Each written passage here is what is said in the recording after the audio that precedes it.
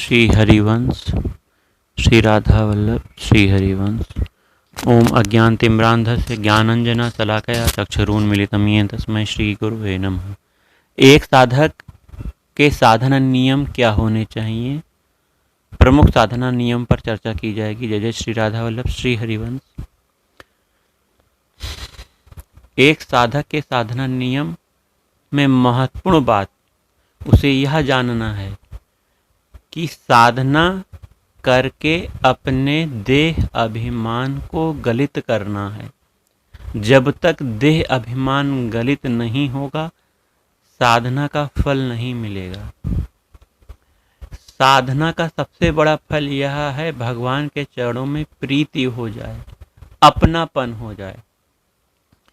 भगवान की प्राप्ति साधक के साधन बल से नहीं हो सकती। यह साधक बिल्कुल नोट कर ले कि साधक जो भी भगवान की प्रसन्नता के लिए नाम जाप कर रहा है, कथा सुन रहा है, आदि आदि कर रहा है, ये साधना से भगवान मिलने वाले नहीं हैं। साधक यह समझ ले कि साधना बल से शरीर अभिमान का त्याग हुआ, शरीर अभिमान खत्म हुआ, भगवान के चरणों में साधक की प्रीति हुई, भगवान से वह प्रेम करने लगा।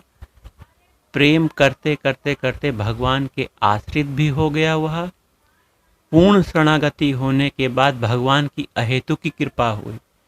यहाँ भगवान का साक्षात्कार, भगवान का मिलना भगवान की अहेतु की कृपा पर होता है, न कि साधक के साधन बल पर होता है। यह बात साधक नोट कर ले।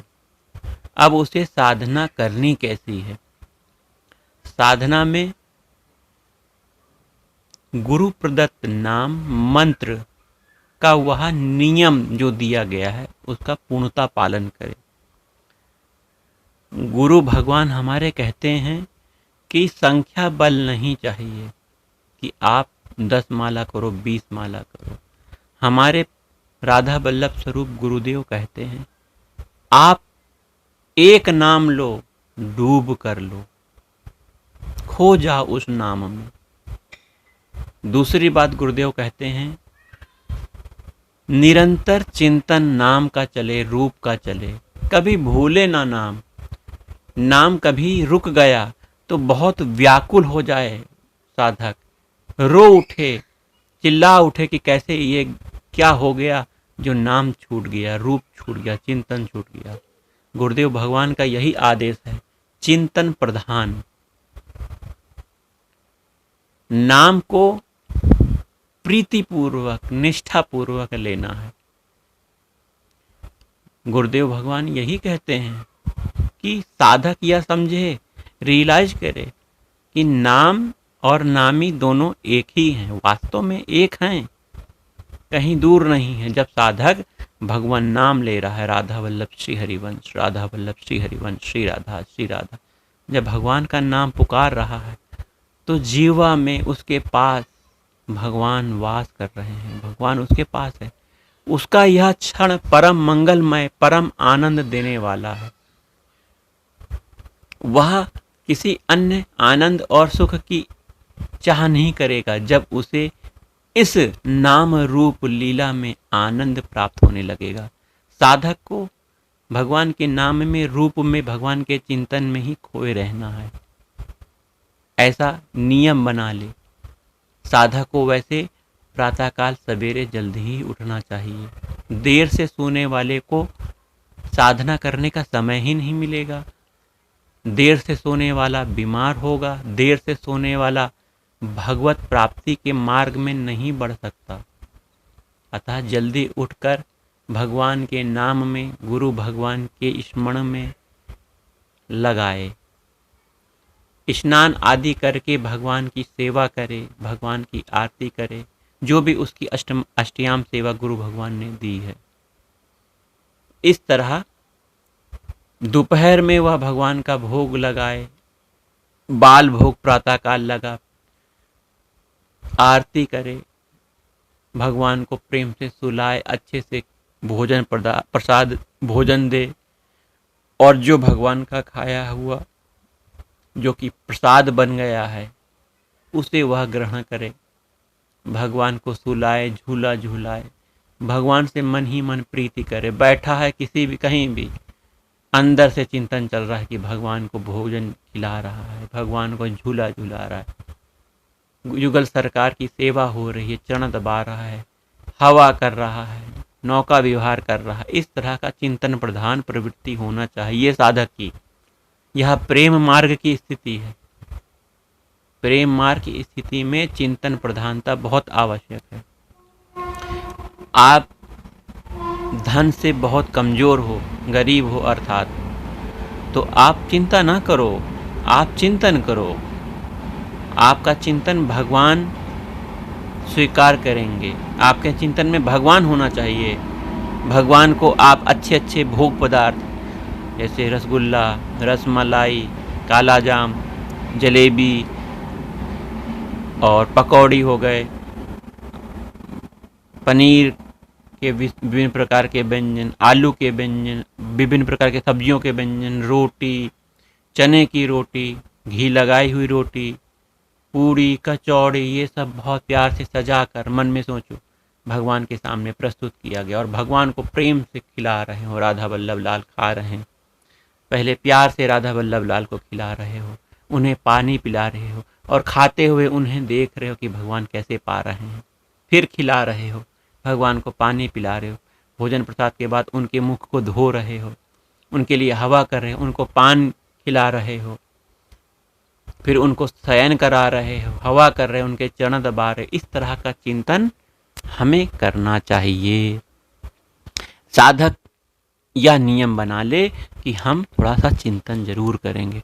चिंतन भगवान स्वीकार करते हैं। आपके पास कोई पदार्थ नहीं, उसकी महत्व नहीं है, भगवान आपके चिंतन को तो पकड़ते हैं। मन को भगवान के चरणों में लगाना है, उन्हें नमस्कार करना है, उन्हें प्रणाम करना है। जो भी आपका है सब कुछ आपको भगवान को समर्पित करना है। साधक यह नियम बना ले कि हर प्राणी में, हर जीव में, हर स्थान पर भगवान के ही दर्शन करे। अपने राधा वल्लभ लाल हर जगह व्याप्त हैं, कण कण में व्याप्त हैं, हर प्राणी में, हर जीव में, हर पेड़ पौधों में भगवान का ही वास है, राधा वल्लभ लाल जी का वास है। ऐसा साधक रियलाइज करे, माने, स्वीकार करे, धीरे धीरे उसकी स्थिति बढ़ेगी। सर्वम खलमिदम ब्रह्म, सिया राम में सब जग जानी, करहूँ प्रणाम जोर कर बानी। तो हर जगह भगवान को ही देखे। साधक का साधना का नियम ये भी है कि अपने विकारों को देखकर उनको खत्म करने का प्रयास करे। साधक इन विकारों को कैसे खत्म कर सकता है? साधक अपने आप को छोटा सा छोटा, एकदम दैन्य माने, तृण से भी नीचा माने, क्योंकि प्रेम मार्ग में अभिमान की नहीं, दैन्यता की आवश्यकता है। जब तक दैन्य नहीं होगा प्रेम मार्ग में बढ़ ही नहीं सकता। अपने आप को बहुत छोटे से छोटा मानना। भले आपके पास धन है, बल है, रूप है, ऐश्वर्य है, पद है, लेकिन आपको ऐसा नहीं मानना है। आपको छोटे से छोटा मानना है।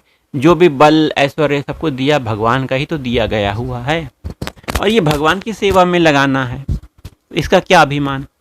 एक दिन यह बल, धन सब कुछ खत्म हो जाएगा, संबंधी सब बिछड़ जाएंगे। जैसे शरीर आपका छूटेगा वैसे सब कुछ खत्म हो जाएगा। तो इसका अभिमान ना करके अपने आप को तृण से भी छोटा मानना और भगवान से प्रार्थना करनी है, प्रभु मैं किसी योग्य नहीं हूँ, मेरा राधा वल्लभ लाल मुझे स्वीकार करो, मैं आपके आश्रित हूँ, आपके शरणागत हूँ, मुझे अपनी सेवा दो, अपना प्रेम दो, हे प्रभु मैं आपकी सेवा कर सकूँ। ऐसी प्रार्थना करनी चाहिए। तो अपने आप को छोटे से छोटा मानना है, दैन्य मानना, अभिमान नहीं करना है, और विकारों में किसी की निंदा नहीं करनी है। साधक हमेशा यही देखता है कि मैं ज़्यादा भजन कर रहा हूँ, सामने वाला कम भजन कर रहा है।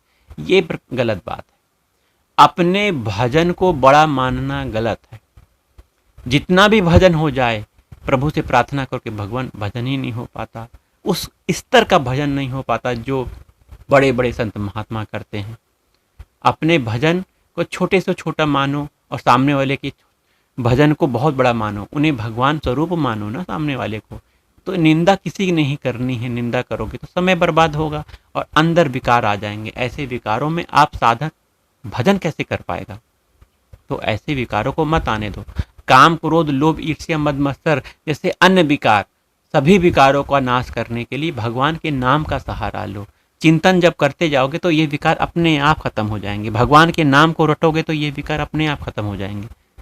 क्योंकि जब एक पाइप में शुद्ध पानी बह रहा होता है तो गंदा पानी उसमें प्रवेश नहीं कर पाता। तो अपने आप को ऐसा पाइप बनाओ जिसमें भगवान के नाम, भगवान के रूप, भगवान के गुण लीला का ही बहाव हो सके।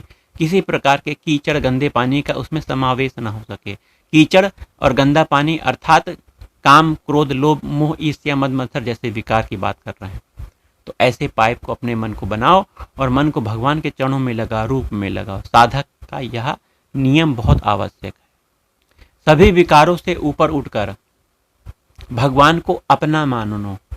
यहाँ भगवान अपनेपन से रिझते हैं।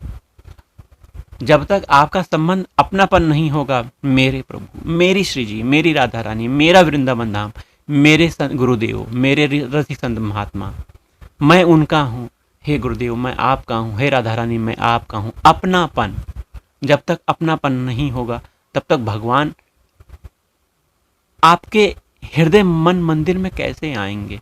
अपनापन करना पड़ेगा।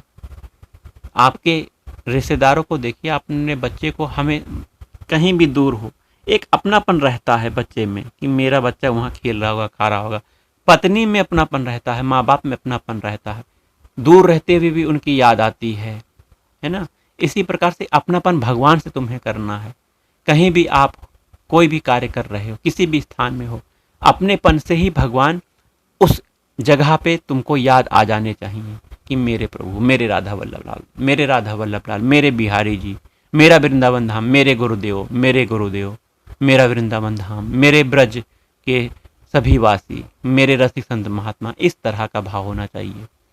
अपनेपन की प्रधानता बहुत इंपॉर्टेंट है। भगवान इसी अपनेपन से रिझते हैं, यह बात आपको नोट करनी है। चलिए, आज का सत्संग साधकों के लिए बहुत महत्वपूर्ण है। बार बार चिंतन करिए और जीवन में उतार कर आचरण में लाइए। जय जय श्री राधा वल्लभ, श्री हरिवंश।